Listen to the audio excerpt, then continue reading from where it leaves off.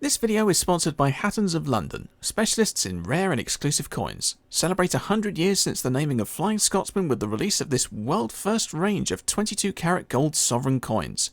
Click the link in the description below to get yours now from just £69, or secure the more exclusive double sovereign in the range and receive a piece of authentic Flying Scotsman boiler tube, so you can actually own your very own piece of Britain's most famous locomotive.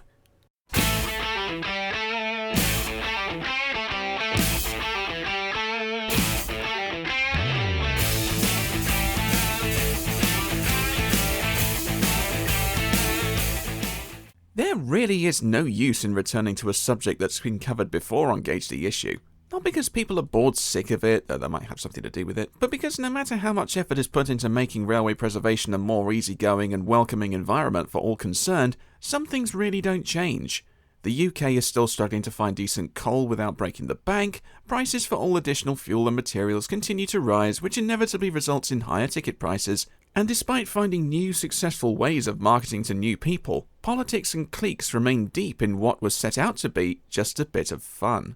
But arguably, I would add that most railways are still struggling to recruit and retain new regular volunteers and staff, where the economics of a work versus leisure lifestyle are constantly flip-flopping.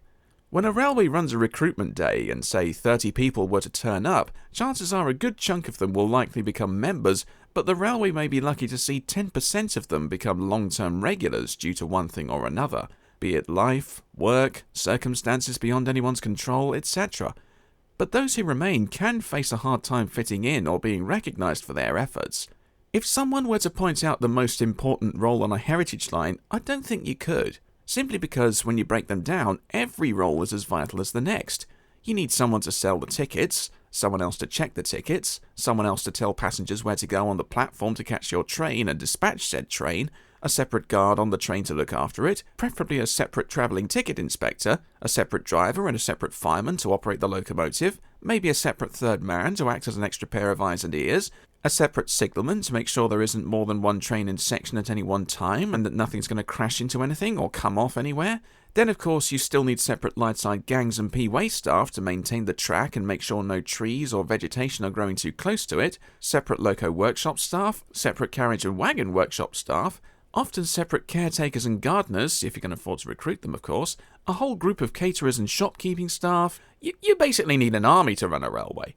On some railways, you even need a firelighter separate from the cleaners because of the 12-hour working rule in effect in the UK. And to make sure these railways can be viable ventures, the majority of people who work on them tend to be volunteers. Sounds crazy for some, especially if you believe the comments section of certain viral Facebook pages these days, but it's been the case since all the way back in 1951. There may still be a handful of full-time staff at most railways to try and manage everyone on a daily basis, but if everybody was on a wage, then the daily ticket cost would inevitably shoot higher, like higher than certain niche model train prices. You could argue that prices are going up anyway because of the general cost of living going up, which in many areas they are. But in some cases, cuts to services are being made so said railway doesn't have to pay out for so much to begin with, and in theory keep ticket costs down.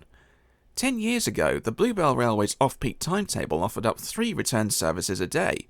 Since 2018, that's been down to 2. Then, after COVID, the Seven Valleys sort of learned the hard way that, although there's money to be lost by running trains that don't fill enough seats to cover the daily running costs, there's more money to not be gained by not running them to begin with. The cost of running a railway is indeed very high, but not all cost is monetary. Speaking of COVID, yeah, that pretty much changed everything, didn't it? Some who survived the pandemic felt it was the straw that finally broke the camel's back and retired from their respective railway as a result. Not always because the virus affected their health, though it has for those that have come out with long COVID, but because they've been through running their railway long enough and just saw COVID as a decent stop-off point. We've talked previously about how railway preservation can be strenuous. The long hours, the physical exhaustion, the need for volunteers to remain medically competent, not to mention the ever-increasing levels of safety that have to be given attention when the Office of Road and Rail and the Rail Safety and Standards Board are constantly keeping an eye on things. I mean, as far as some railways are concerned, you can't even get on an engine to clean it until you've done working at height training. Really? And some people are saying the footplate is technically working at height? It wasn't even a regular volunteer who had the incident that pushed said legislation through. It was a visiting contractor. Anyway, availability remains stretched for many. Not that it's always the fault of the members. The working lifestyle, particularly amongst younger people who have to work a minimum wage occupation to live in subpar rented accommodation just to get by, can drain people of their energy. So free time becomes all the more precious, and people are going to want to spend it as and how they please, rather than necessarily what benefits the most people. And unless you live in specific parts of the UK and are able to find decent work there, buying a house on a minimal single income makes draining Loch Ness with a hand pump look easy. All of these things combined can make it difficult to maintain professionalism for some people. And that depends on how you define professionalism, of course.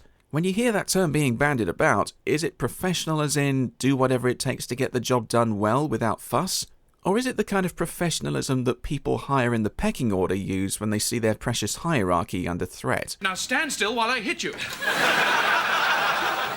But some could make the argument that even if you turn up for a handful of turns a year, maybe that's all that a railway needs. And maybe for some of them, that can work.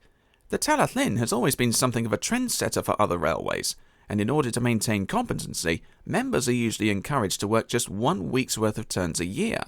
And given the popularity of the Tallaght Linn down the years, the pool of members to choose from is pretty deep. But not all railways have such a wide pool of people to choose from, and existing members have to be fairly flexible filling in elsewhere. The staff are excellent on the Isle of Man railways. We have a very flexible staff. They go from making springs from the locomotives, painting, doing traffic work, being a guard, a station master, a ticket collector, all sorts of things each person is expected to do, and they do it well. You see, they've got a vocation. That's important. They care about the railway, and without them, we wouldn't have an Isle of Man steam railway. Now, in theory, this isn't too much of a problem. People undertake more than one role at their railway all the time, but on smaller railways with fewer active members, there's a risk of more work to go round than there are people to undertake it. As of publishing this piece, the Spa Valley Railway has just 11 past guards on its roster, some of which undertake other jobs on the railway, including 2 of them in managerial roles. So if one guard's availability suddenly goes down, then filling their turn takes manpower out from other departments. This isn't just limited to guards, of course. Availability can go down for any number of reasons: work, medical, depressive, family crisis, life in general, etc. You ever wondered why an overhaul always takes longer than it's projected to? Well, money is only one reason for that. There are, however, some railways, naming no names, where if you apply to volunteer, there's a 6-month waiting list to see how eligible you are to volunteer for them. So there's a real spectrum of selection going on with the heritage railway scene. And then there's a subject that gets talked about, but then brushed off for talking about it where it matters most. Talk itself. There are those who'll say that no heritage railway representative should be posting anything to social media. Now, there's obviously things that should and shouldn't be said in any position, but while I can sort of see what might happen if something goes up that even gets slightly taken out of context, completely blanking people from saying or posting anything about their railway online may be considered by some, at least, to be borderline authoritarian, and Lord help those people should they speak up about it. Non-disclosure agreements may be par and part of the course working full-time at a Disney theme park or the film and TV industry, which we're going to come back to, but in a volunteer-run charitable organisation, the last thing you can do is enforce an unattractive form of micromanagement when you're trying to make it more attractive. Partly because the free publicity offered up by sharing a photo here or making a statement there makes news travel far quicker than one of the magazines, who have to prioritise what they cover and how they cover it anyway, but partly because, much as I hate to say it, if a grievance is brought up and said grievance is dealt with inappropriately or swept under the rug, where else can the victim take it? I mean, say what you like about the Me Too movement that kicked off 7 years ago, but the whole reason that was a thing was because the film and TV industry claimed to handle such grievances in public, but were actually covering things up and threatening job termination behind closed doors, so the only place left for victims to go was online. Since then, troublesome people are no longer in a position to cause trouble, and more steps are being taken to prevent such actions happening again. Hopefully, or at least in some cases they are. But in heritage railway circles, there seems to be a sense of denial in the eyes of some. Remember the whole thing that kicked off between the Linton and Barnstable and Alistair Burgess? What about those volunteers who came forward to me, of all people, when their grievances weren't necessarily dealt with? By all means, it's worth keeping certain things under wraps, like progress of an overhaul or a repaint if it means progress doesn't get taken out of context or the big reveal at the end is made more exciting. And of course, being on your phone on the footplate could become a safety risk equivalent to being on your phone at the wheel. But if you're relying on people giving up their free time to run your trains, the last thing you can afford to do is risk making them feel oppressed or taken for granted. A feeling that's easy to bring on if you confiscate their phone as soon as they sign in. If that happens, what's to stop them from walking away and leaving the railway with nobody to run the trains? Think that couldn't possibly happen? Well, for unrelated reasons, I might add, the Amazon Railway have had to cancel running altogether on no less than 4 days since the summer of 2024, limit to diesel-only running on other occasions, and scale back their Halloween event in October.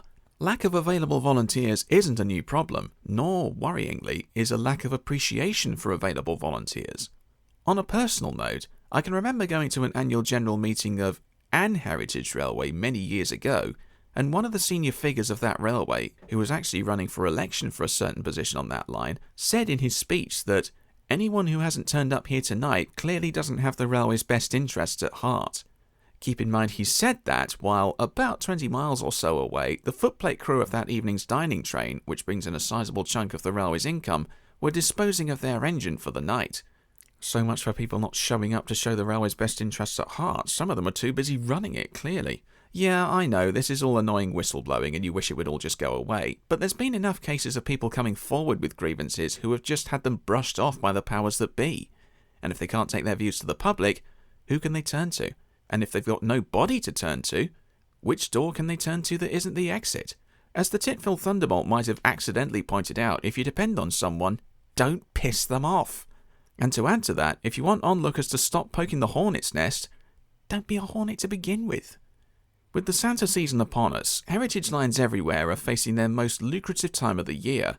In some cases, railways rely on the income from Santa, Polar Express and Steamlight specials to tie them over for the first quarter of the new year. And COVID proved at the end of 2020 that if these don't run, then the whole economics of railway preservation can fall apart.